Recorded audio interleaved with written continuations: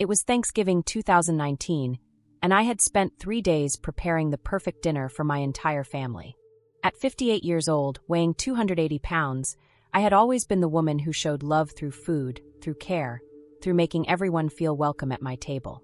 The dining room was beautifully decorated, the turkey was golden brown, and all my favorite people were gathered around my table. My 3 children, their spouses, and my 6 grandchildren. I was serving the pumpkin pie I had made from scratch when it happened. My son-in-law Jake, my youngest daughter Sarah's husband, had been drinking wine all evening. As I leaned over to place a slice in front of him, he looked at me with disgust and said loudly enough for everyone to hear, "God, look at this disgusting fat mother-in-law trying to poison us with more food.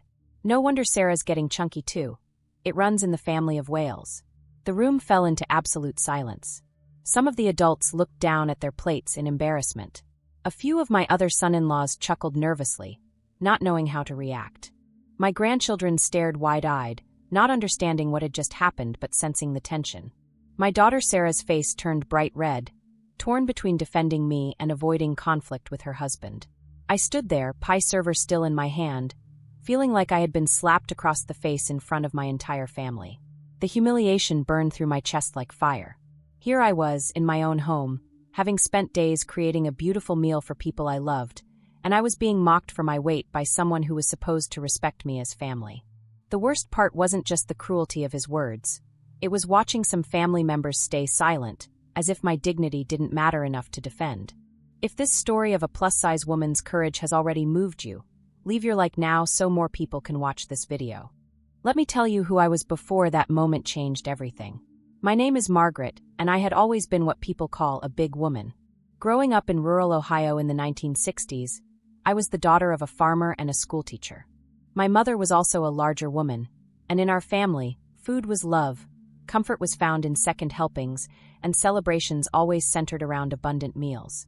I married my high school sweetheart Robert when I was 22, weighing about 180 pounds. Over the years, through 3 pregnancies, the stress of raising children, my husband's job losses, financial struggles, and the general challenges of life, my weight gradually increased. By the time I was in my 50s, I had settled into what I thought was acceptance of being a size 22 to 24 woman. I was the mom who baked cookies for every school event, who hosted every holiday dinner, who was known in our community for my famous casseroles and desserts. I volunteered at church, helped organize community events, and was always the first person to show up with food when someone was sick or grieving. My identity was deeply tied to being the caregiver, the nurturer, the woman who made everyone else feel comfortable and fed. But here's what I realize now. I had spent decades making myself smaller emotionally to compensate for taking up more space physically. I would laugh off jokes about my weight, deflect compliments, and always put everyone else's comfort before my own dignity. I had taught people, through my own behavior, that it was acceptable to treat me as less than because of my size. I had been preparing the ground for that humiliating moment at Thanksgiving dinner for years without even realizing it. My husband Robert, bless his heart, had always made me feel beautiful and loved, but even he would sometimes make little comments about my portions or suggest we get healthy together. I had grown comfortable being the jolly fat woman everyone loved, but didn't necessarily respect. I was the safe choice for friendship because I wasn't threatening. After all, who would be jealous of the fat lady? After Jake's cruel words that Thanksgiving evening, I excused myself to the kitchen, claiming I needed to check on the coffee. But really, I just needed to hide. I stood at my kitchen sink, gripping the counter so hard my knuckles turned white, trying not to let the tears fall. The humiliation was overwhelming, but what hurt even more was the silence from my family. The worst part was the realization that this wasn't the first time someone had made a comment about my weight. It was just the most public and cruel. Over the years, I had endured countless smaller moments. The eye rolls when I ordered dessert at restaurants, the unsolicited health advice from acquaintances, the way sales clerks in clothing stores would immediately assume I was shopping for someone else. But this felt different. This was in my own home, at my own table, in front of my own grandchildren. Jake had reduced me to nothing more than my body size in front of people I loved most in the world. He had made my weight the defining characteristic of who I was as a person, dismissing decades of love, care, and contribution to our family. I felt a rage building inside me that I had never experienced before. Not just at Jake, but at myself for allowing years of smaller humiliations to build up to this moment. I was angry at every person who had ever made me feel like I needed to apologize for existing in my body. I was furious at a society that taught people like Jake that it was acceptable to publicly shame women for their appearance. Standing in that kitchen, I made a decision that would change everything. I was done being the jolly fat woman who absorbed everyone else's cruelty with a smile. I was done making myself emotionally smaller to make others comfortable with my physical size. That night, something fundamental shifted inside me, and I knew there was no going back to who I had been before Jake's words shattered my acceptance of being treated as less than human. As I stood in that kitchen, Jake's words echoing in my mind, a flood of similar memories came rushing back. All the times I had been made to feel ashamed of my body, all the moments I had swallowed my dignity to keep the peace. I remembered being 35 years old, shopping for a dress for my nephew's wedding. The sales associate at the department store looked me up and down and said, "Honey, we don't carry your size here. You might want to try the tent store down the mall." I left that store feeling so ashamed that I ended up wearing an old dress I already owned to the wedding, spending the entire event feeling underdressed and invisible. There was the time I was flying to visit my sister in California. The man sitting next to me on the plane made loud comments about how fat people should have to buy 2 seats, how inconsiderate we were to other passengers. The flight attendant heard him, but said nothing. I spent that entire 5-hour flight pressed against the window, trying to make myself as small as possible, apologizing every time I moved. I thought about all the family photos where I automatically positioned myself in the back, or behind other people, or made excuses not to be in pictures at all. How many memories had I erased myself from because I was ashamed of how I looked? How many moments of joy had I diminished because I was worried about what people would think of the fat woman in the picture? There were the medical appointments where doctors would blame every ailment on my weight without actually listening to my symptoms. The time I went in with severe abdominal pain that turned out to be gallstones, but the doctor spent 20 minutes lecturing me about diet and exercise before even examining me. The assumption was always that everything wrong with me could be fixed if I just had more willpower. And then there were the smaller, daily humiliations that I had learned to navigate. Restaurant booths that were too narrow, airplane seatbelts that barely fit, turnstiles that required me to squeeze through sideways, clothing stores that made me feel like an unwelcome intruder in a world designed for smaller bodies.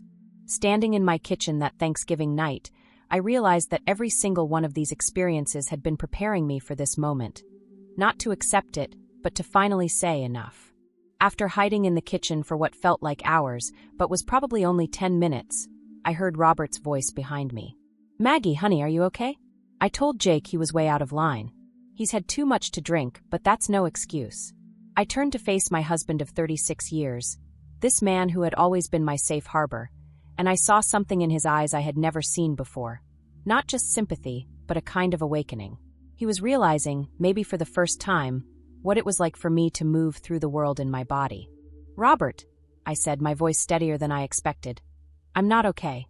I haven't been okay for a very long time, and I'm done pretending that I am." That's when it hit me like a lightning bolt. I had been so focused on making everyone else comfortable with my presence that I had forgotten to demand basic respect for myself. I had been so afraid of being seen as the angry fat woman that I had become the doormat fat woman instead. I realized that my reaction to this moment would set the tone for how I was treated for the rest of my life. I could go back out there, laugh it off, serve more pie, and pretend Jake's words hadn't cut me to my core. I could maintain the peace, keep the family together, and swallow my dignity one more time. Or I could do something I had never done before. I could stand up for myself with the full force of my worth as a human being. The choice was mine, and for the first time in my adult life, I was going to choose myself. I looked at Robert and said, "I'm going back out there, and I'm going to handle this my way." Jake is going to apologize, not because he's drunk and embarrassed, but because what he said was unacceptable and cruel. And if anyone in our family has a problem with me demanding basic respect, they can find somewhere else to eat their turkey. Robert's eyes widened. He had never seen this version of me before. The version that refused to be small. The version that was done accommodating cruelty in the name of keeping peace. I walked back into that dining room like I was walking into battle, and in many ways I was. But this wasn't a battle against Jake. This was a battle for my own dignity, my own worth, my own right to exist in my body without apology. Jake was still at the table, now looking uncomfortable as the alcohol was wearing off and the reality of what he had said was sinking in. Sarah was crying quietly. My other children were trying to make awkward small talk, and the grandchildren were sensing that something big was happening but didn't understand what. I stood behind my chair at the head of the table. The chair I had earned through decades of hosting, cooking, caring, and loving this family, and I looked directly at Jake. The room fell silent again, but this time, the silence belonged to me. "Jake," I said, my voice calm but carrying the weight of every humiliation I had ever endured. "You called me a disgusting fat mother-in-law in front of my grandchildren in my own home after I spent 3 days preparing a meal for this family out of love. I need you to explain to me, and to everyone at this table, why you thought that was acceptable." Jake's face turned bright red. He started to mumble something about being drunk, about not meaning it, about just joking around. But I held up my hand to stop him. "No," I said firmly. "You don't get to dismiss this as a joke or blame it on alcohol. You made a conscious choice to humiliate me in front of my family. You reduced me, a woman who has loved and cared for every person at this table, to nothing more than my body size. You did this in front of children who are learning how to treat people. So I'll ask again, why did you think that was acceptable?" The room was so quiet you could hear the grandfather clock ticking in the hallway.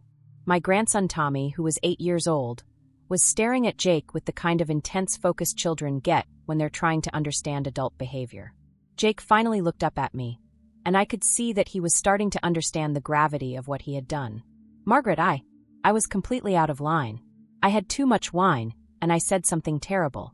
I'm sorry, but I wasn't done. This was my moment to establish a new standard for how I would be treated, and I was going to take it.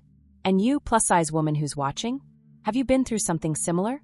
Share in the comments and subscribe to the channel so you don't miss more empowerment stories." "Jake," I continued, still standing at the head of my own table like the queen of my own domain, "your apology is a start, but it's not enough. You see, this isn't really about you being drunk. This is about a pattern of disrespect that I've been accepting from people my entire adult life." I turned to address the entire table, my voice growing stronger with each word.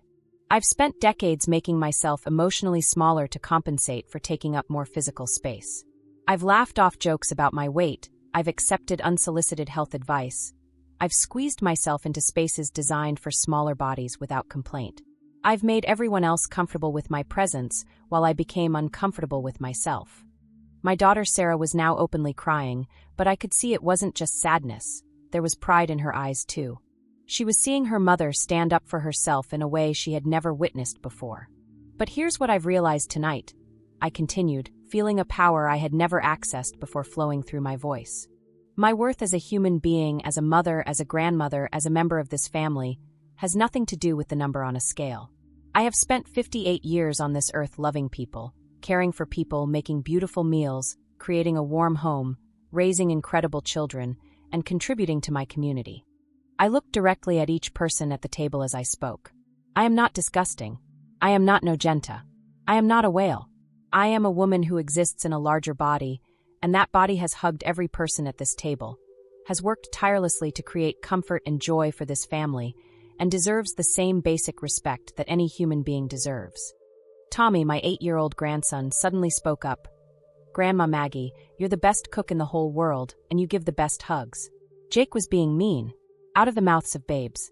This child understood something that some adults had forgotten, that people are so much more than their appearance, and that kindness matters more than conforming to society's beauty standards.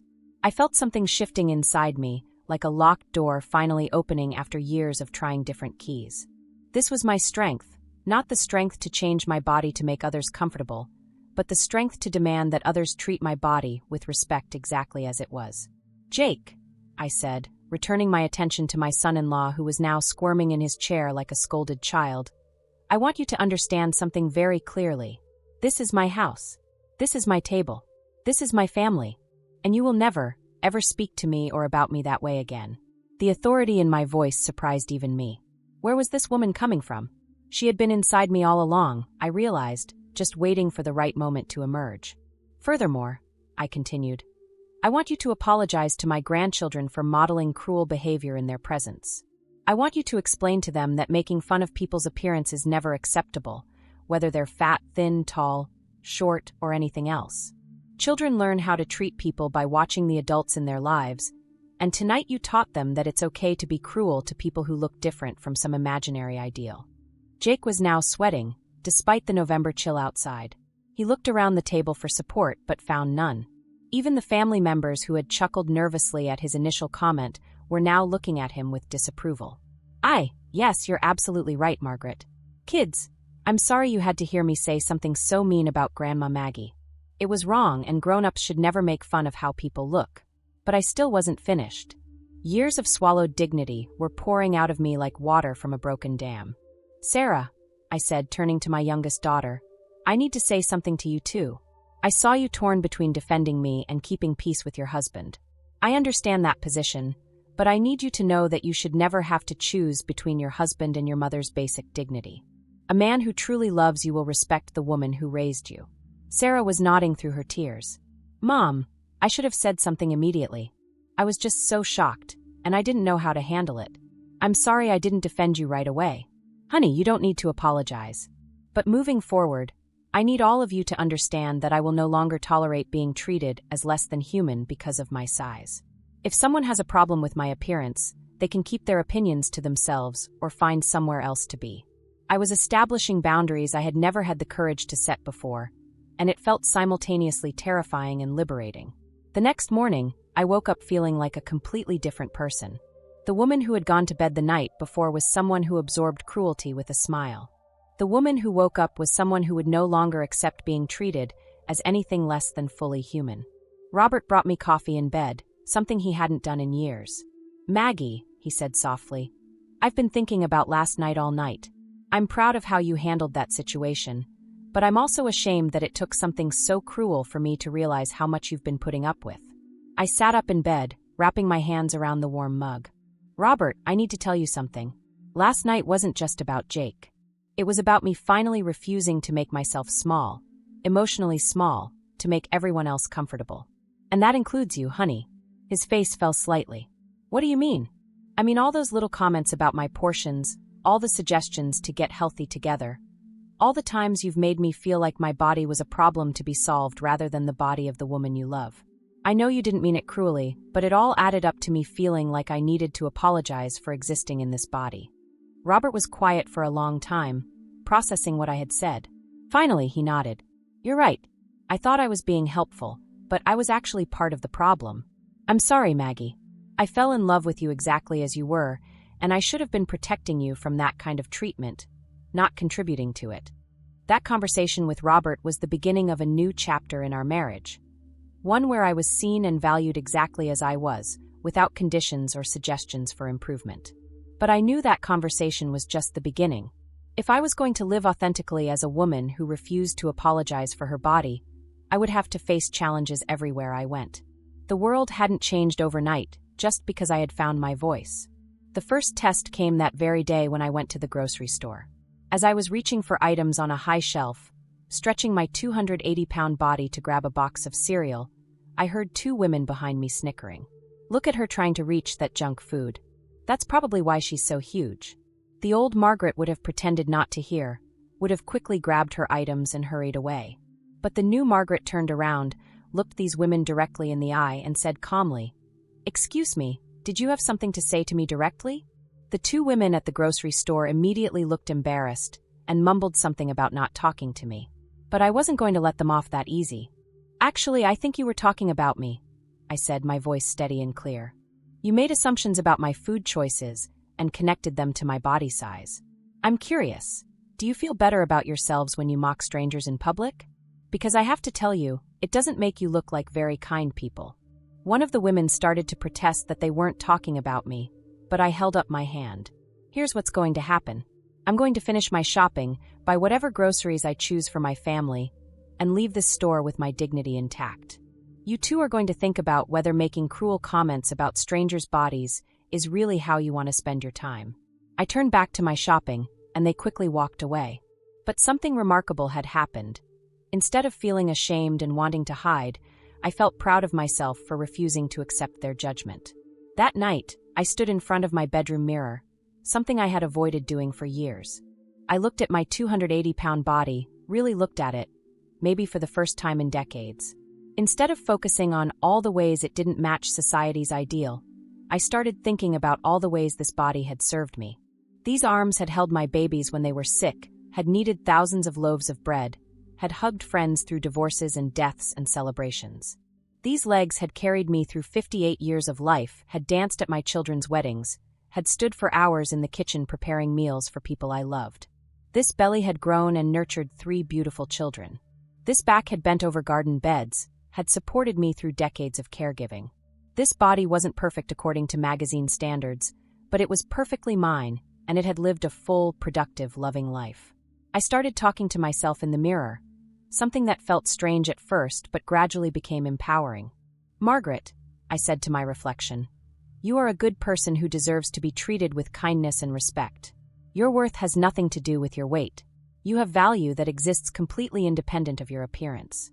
It sounds simple, but for someone who had spent decades believing her worth was conditional on her size, those words were revolutionary. Within weeks of the Thanksgiving incident, I realized that standing up for myself in individual moments wasn't enough. If I was going to live authentically as a plus-size woman who refused to apologize for her existence, I needed to start creating solutions to the everyday challenges that came with navigating the world in a larger body. I started with my own wardrobe. For years, I had settled for shapeless, dark clothing that was designed to hide my body rather than celebrate it. I had shopped in the few stores that carried my size, accepting whatever styles they offered, regardless of whether I actually liked them. But now I was thinking differently. Why should I hide a body that had lived such a full, productive life? Why should I dress like I was apologizing for taking up space? I started researching online retailers that specialized in stylish plus-size clothing. I ordered bright colors, interesting patterns, clothes that fit my body well instead of drowning it. When packages started arriving, Robert was amazed. "Maggie, you look beautiful. You look confident." And I did feel confident. There's something powerful about wearing clothes that fit properly, that you actually like, that make you feel attractive instead of invisible. But clothing was just the beginning. I started thinking about all the other ways I could make my daily life more comfortable and dignified. I bought a seat cushion for restaurant booths that were too narrow. I researched airlines that had better policies for passengers of size. I found movie theaters with wider seats and made those my preferred venues. Instead of trying to squeeze myself into spaces designed for smaller bodies, I started seeking out spaces that welcomed bodies like mine, or I started creating those spaces myself. The most significant change came when I decided to host a monthly potluck dinner for women who, like me, had felt excluded or marginalized because of their size. I put out word through church, through social media, through friends, that I was creating a space where women of all sizes could gather, share food, and support each other. The first month, only 3 women showed up. But they were 3 women who had never had a space where they could eat without judgment, where they could talk about the challenges of living in larger bodies without being told to just lose weight. If you believe that obese women can achieve anything, subscribe to the channel and share this video with a friend who needs empowerment. By Christmas, just 1 month after the Thanksgiving incident, people were starting to notice that something fundamental had changed about me. It wasn't that I had lost weight, I hadn't. It was that I was carrying myself differently, speaking differently, taking up space differently. My monthly potluck dinners had grown to 15 women. We called ourselves the Dignity Dining Society, and we had created something magical. A space where women could exist in their bodies without apology, without shame, without the constant pressure to be smaller. Sarah, my youngest daughter, came to one of the dinners and afterwards told me, "Mom, I've never seen you this confident in your own skin. It's like you've become a completely different person, but also like you've become who you were always meant to be." That comment hit me deeply because it was exactly how I felt. I wasn't becoming someone new. I was finally becoming myself, the self I had been hiding under layers of accommodation and self-deprecation for decades. Jake, my son-in-law, had been walking on eggshells around me since Thanksgiving, but I could see he was genuinely trying to understand what had happened that night. At Christmas dinner, he approached me in the kitchen while I was preparing dessert. "Margaret," he said awkwardly, "I've been thinking about what I said at Thanksgiving. I've really been thinking about it. And I realize it wasn't just about me being drunk. I said those things because somewhere along the way, I learned that it was okay to talk about people's bodies like that, especially women's bodies. I'm trying to figure out where that came from so I can do better." I stopped what I was doing and looked at him. This was a very different conversation than his immediate, defensive apology on Thanksgiving night. "Jake," I said, "the fact that you're thinking about this seriously means a lot to me. The truth is, we live in a culture that teaches people it's acceptable to comment on and judge women's bodies. You're not uniquely terrible. You just said out loud what a lot of people think silently. But the impact is the same whether the cruelty is spoken or unspoken." He nodded thoughtfully. "I never want my daughters to think it's okay for men to talk to them the way I talk to you. I never want them to think their worth depends on their appearance. I need to do better." That conversation was a turning point in our relationship. Jake became not just someone who apologized for his behavior, but someone who was actively working to understand and change the attitudes that had led to that behavior in the first place. By the spring of 2020, our Dignity Dining Society had grown to over 30 women, and something incredible was happening. These women weren't just finding support, they were finding their own voices, their own power, their own refusal to apologize for existing in their bodies. Maria, a 45-year-old teacher, had started wearing bright colors to work instead of the black and navy blue she had hidden in for years.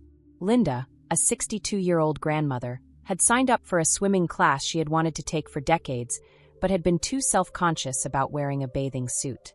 Jennifer, a 38-year-old nurse, had started dating again after years of believing no one could love her at her current size.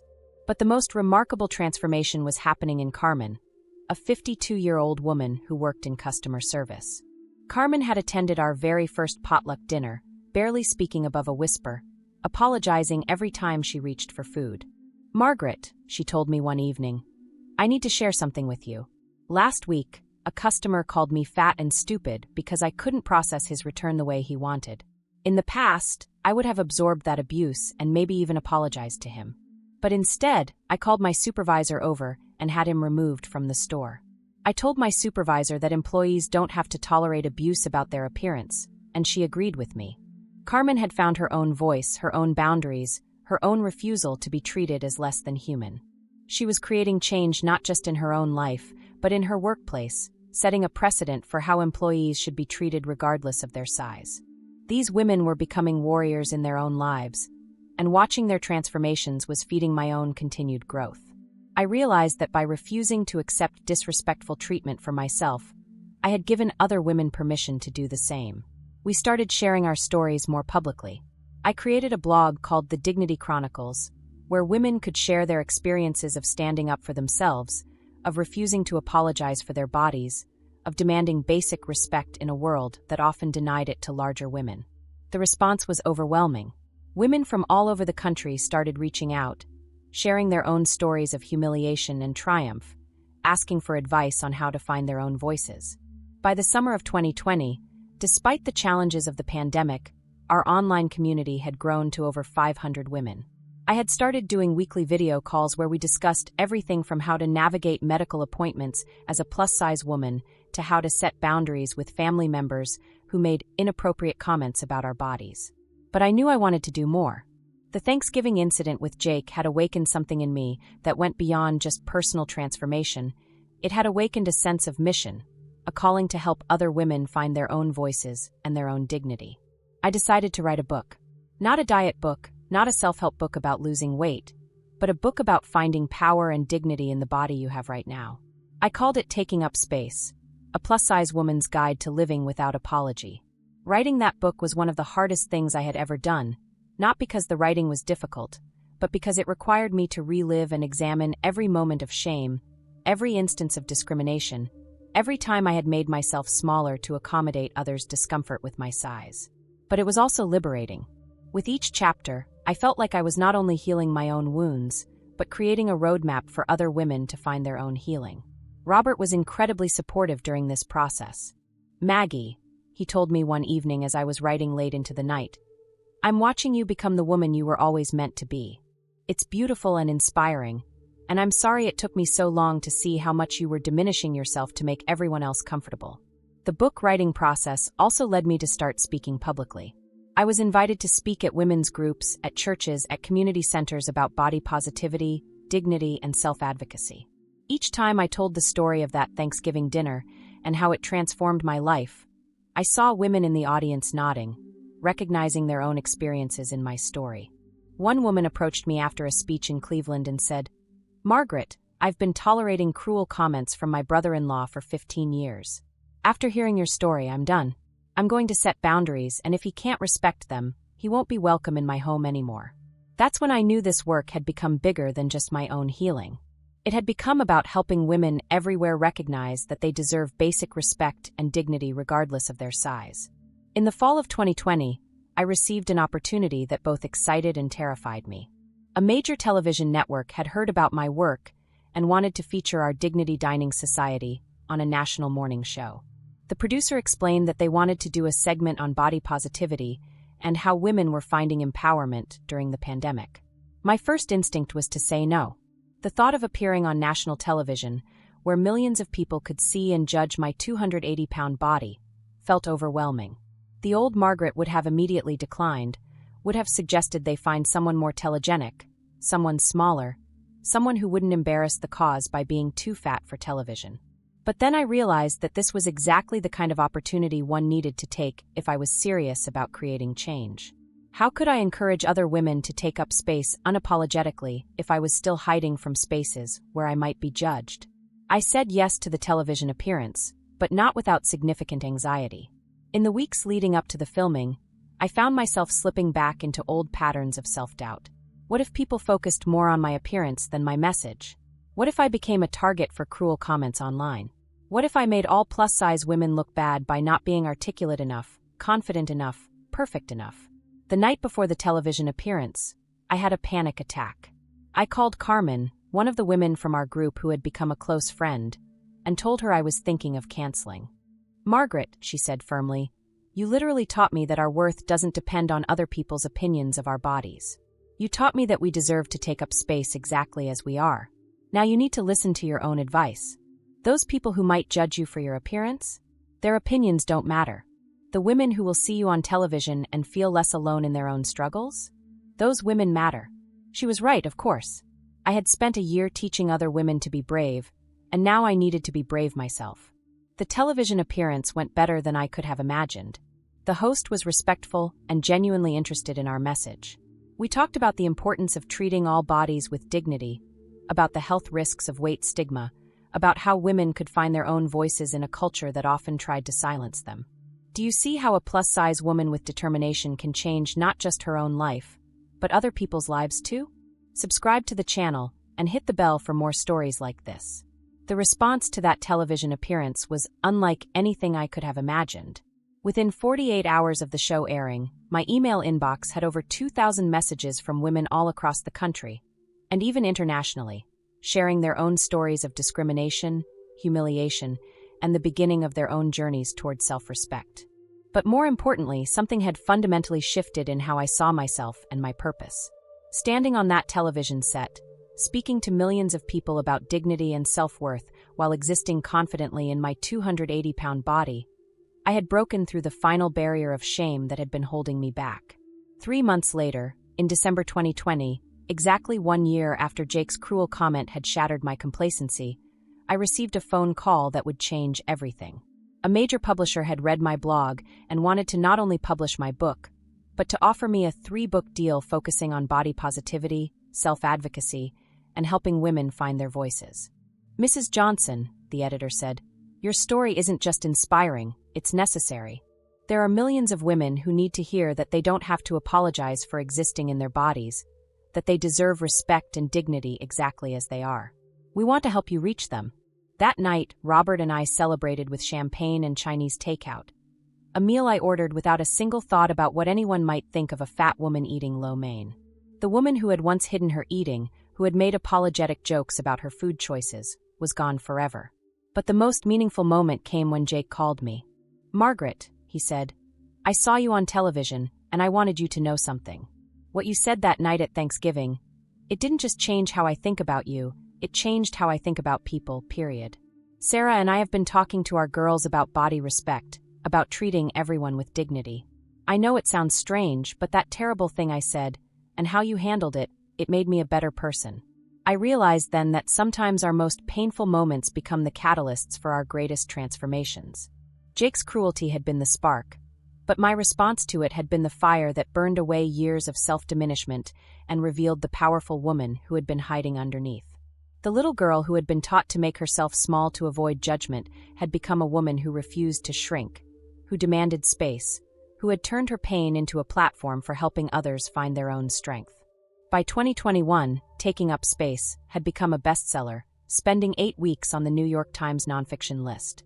But more than the commercial success, what moved me were the thousands of letters I received from readers who told me the book had changed their lives. A 34-year-old mother from Texas wrote, "Margaret, after reading your book, I stopped hiding from family photos. My children will grow up with pictures of their mother's love, not just empty spaces where I should have been." A 67-year-old grandmother from Michigan shared, "I fired my doctor who kept blaming everything on my weight without actually listening to my symptoms. I found a new doctor who treats me like a whole person, and it turns out I had thyroid issues that had never been properly addressed." A 28-year-old graduate student from California wrote, "I stopped apologizing for taking up space in my PhD program.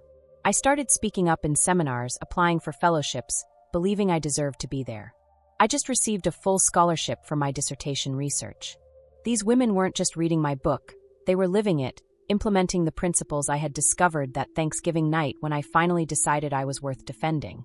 The Dignity Dining Society had evolved into a national organization with chapters in 47 states. We had developed workshops, online courses, and support groups. We had partnered with medical schools to train doctors about weight bias. We had worked with airlines to improve policies for passengers of size. But perhaps most importantly, we had created a cultural shift in how plus-size women saw themselves and what they were willing to accept from others. In 2022, I was invited to speak at the Harvard School of Public Health about weight stigma and its impact on both physical and mental health. Standing at that podium, looking out at an audience of future doctors, researchers, and public health professionals, I thought about how far I had come from the woman who had absorbed Jake's cruelty in silence. Weight bias in healthcare settings, I told that audience, isn't just about hurt feelings. It's about delayed diagnoses, inadequate care, and women who avoid seeking medical attention because they're tired of being lectured about their weight instead of receiving treatment for their actual symptoms. After my talk, a young medical student approached me. "Dr. Johnson," she said, "I had received an honorary doctorate from my local university for my advocacy work. Your presentation changed how I think about patient care. I realize I've been making assumptions about patients based on their size, and I'm going to do better." That conversation reminded me that change happens one person at a time, one conversation at a time, one moment of courage at a time. By 2023, 4 years after that transformative Thanksgiving dinner, I had been featured in major magazines, had spoken at conferences across the country, and had helped thousands of women find their own voices and demand their own dignity.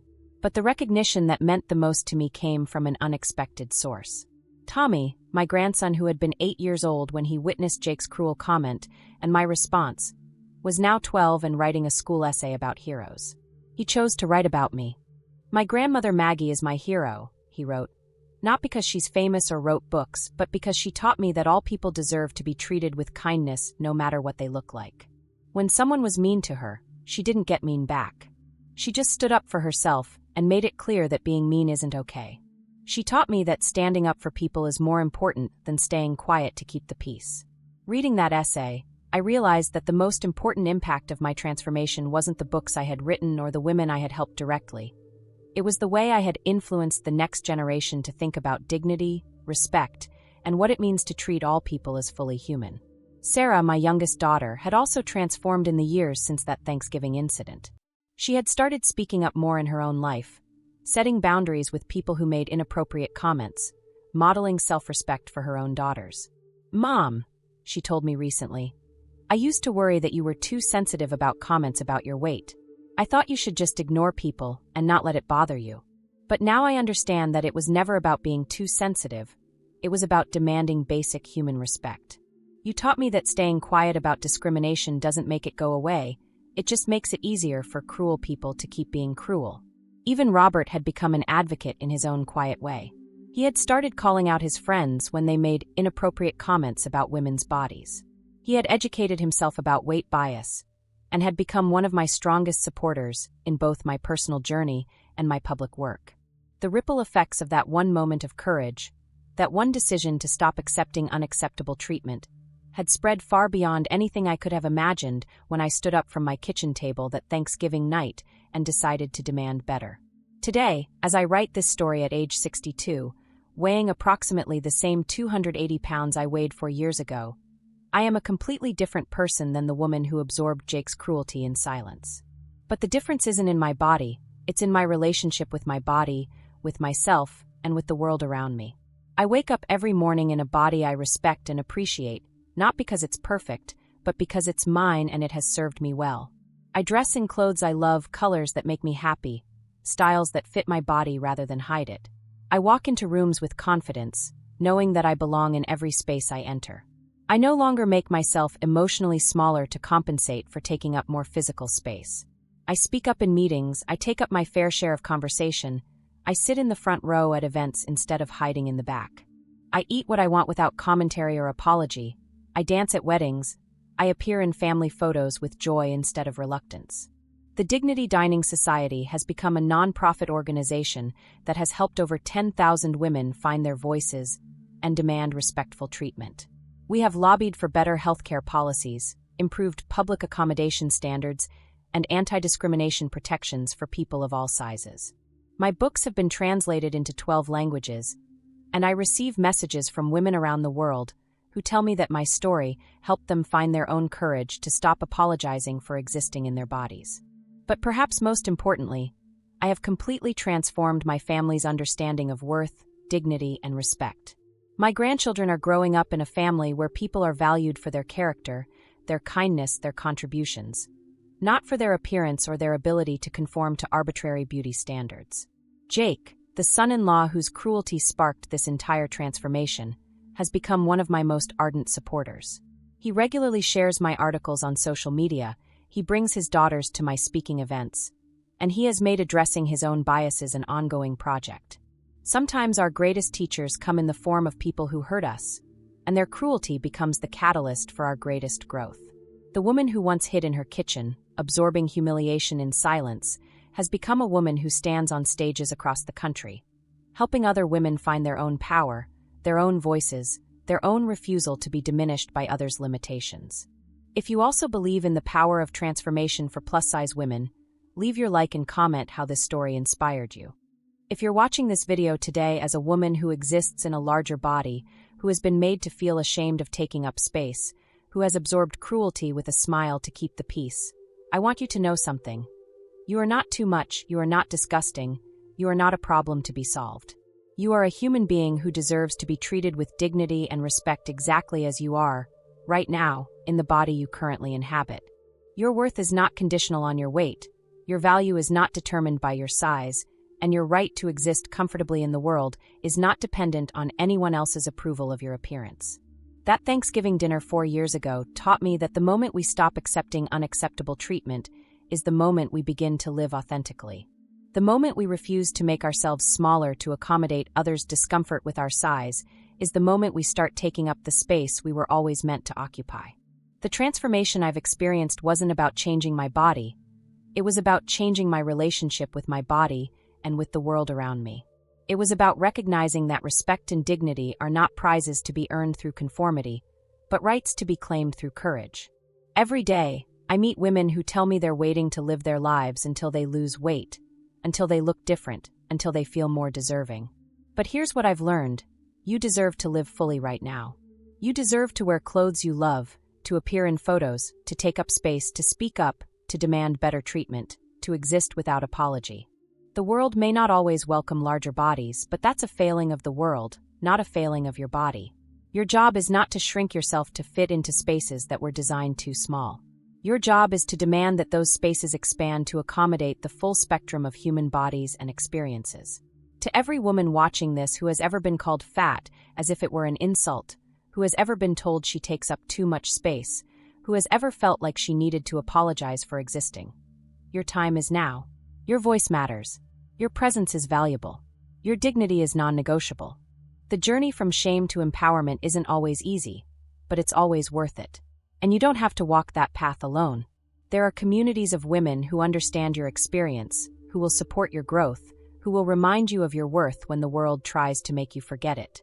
That cruel comment at my Thanksgiving table was meant to diminish me, but instead it awakened something powerful that had been sleeping inside me for decades.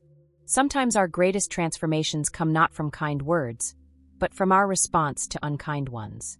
Sometimes we need to be pushed to the breaking point to discover just how strong we really are.